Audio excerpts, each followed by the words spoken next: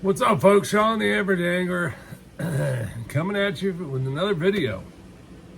And in order to get this out, we're going to have to take a break from packing for the Pro-Am coming up at Clear Lake here in a couple weeks. And yes, I have to start 2 weeks in advance, people. It's a big process. It's a mess out here in the garage. It is what it is. It's not something I look forward to, but it's something that has to happen. But anyway, sometimes we just need to be reminded. If you enjoy the content, subscribe down below. It really helps the channel, and it's free. Appreciate you. All right.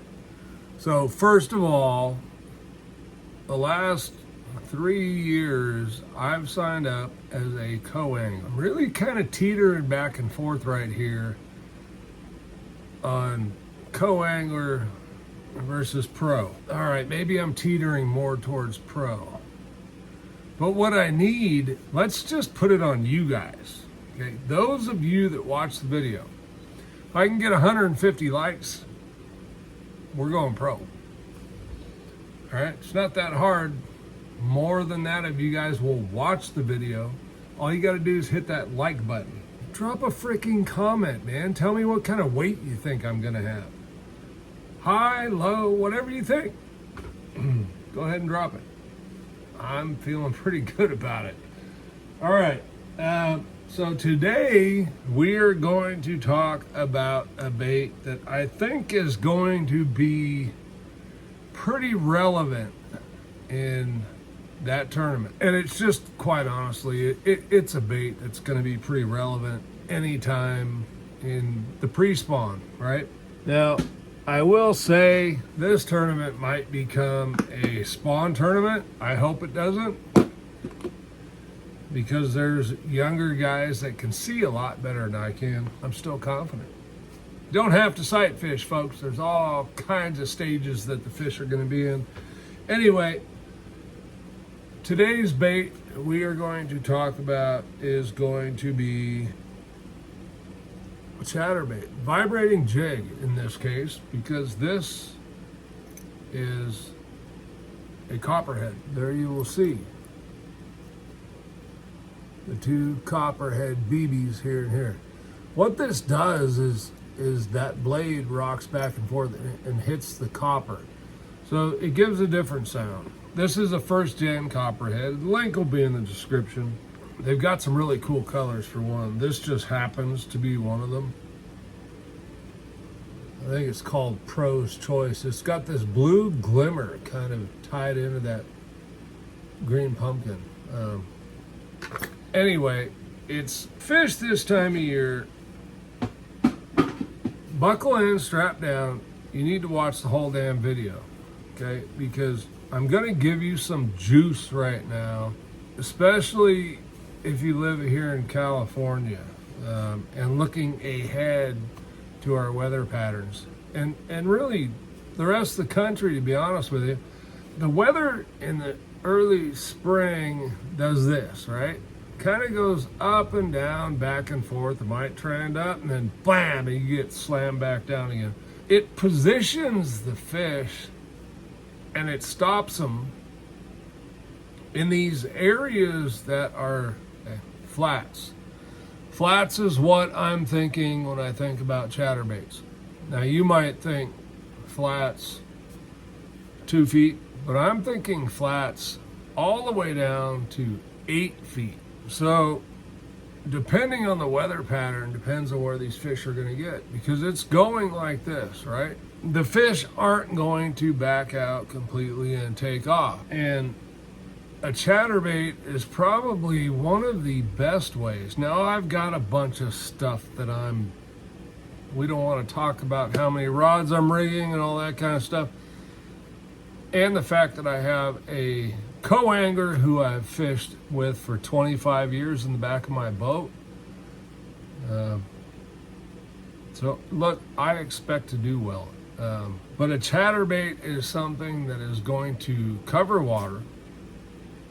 And it isn't necessarily the bait I'm saying is a winning bait. It's a bait that I can cover water with, looking for a bite, and then we can change gears, slow down, and look at other options for catching more fish in the area.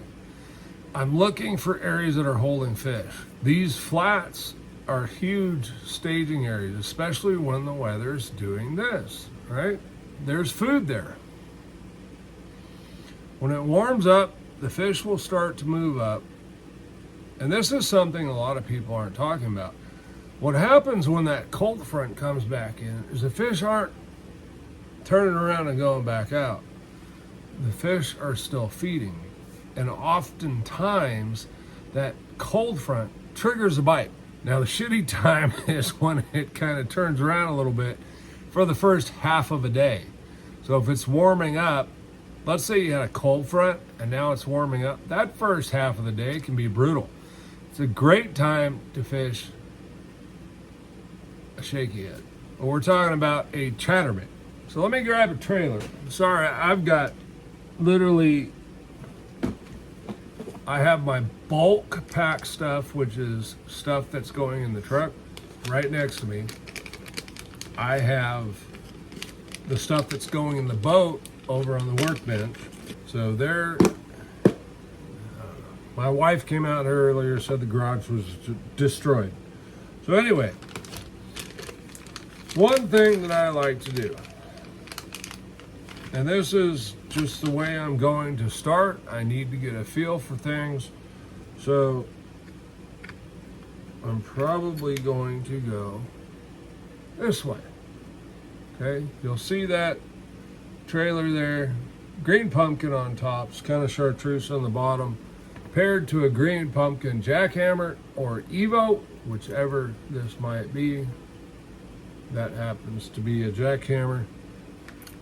This color is called green pumpkin chartreuse. Looking at the weather right now, I have 3 days of rain prior to me arriving at the lake. Now the temperatures are on a trend, slowly trending up to highs in the low 60s and lows not getting quite as bad as March, right? Because I'm going fishing in April. A chatterbait is just a pre-spawn bait that catches fish. I'm not telling you it's my primary thought at this point. And look, here's the thing about preparing for a tournament that I want to really put home. I don't know what they're going to bite, which is why I've got 25 rods rigged. And I will eliminate as I go.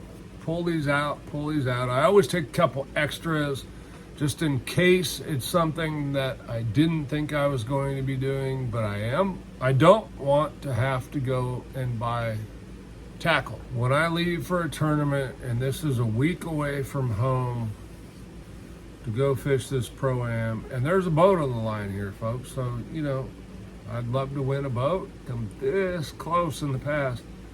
But I want to go fish. I want to go back to the house and eat and prepare for the next day. So those are the key things. And I have the best partner in the world because he helps out in that aspect of he typically handles prepping food and I can get things ready. So thanks, Kevin. The chatterbait is probably one of the best single baits to probe flats with in the pre-spawn. I have 3 rigged up. I have one of my big blades that you saw me build in a previous video. If you didn't, you can go back and watch it. I have a standard and I have a mini. I have 2 iRod 733 Vs for a vibrating jig with the standard size 1/2 ounce, and the mini is going on a 723, just an inch shorter than the other one, but that's a Gen 3. The other 2 are Quercus rods. Look, folks, if I fish as a pro, I'm going out there to finish in the top 10. It'd be kind of arrogant, and I'm no Chris Zaldain when it comes to arrogance. We're looking at probably 160 plus boat field, and there's a bunch of sticks. And quite honestly, I'm well aware that it comes down to who finds that little spot. Nobody knows where that spot's going to be right now. We're 2 weeks out. We're 2.5 weeks out. That's just something that's going to develop during practice. So it is what it is. But if you're looking to locate staging fish on a lake that has, let's call it a generally shallow lake or shallow sections, Berryessa, Clear Lake, the Delta, those are all three local to me. The ChatterBait is probably one of the best ways to probe them. So I encourage you to use a ChatterBait a lot this spring. And look, folks, reel it slow. Let it bang on the bottom. It's no big deal to be on the bottom. Get it on the bottom. If you feel like it, pop it up. Let it get back to the bottom. Quite honestly, that's where those fish are looking and feeding. And the Bassmaster Classic will prove it to you if you go and watch some of that stuff. But I'm Sean, the Average Angler. Thanks for watching. Hit that like and subscribe button down below. People, let's get serious here. All right, thanks for watching. We're on to the next one.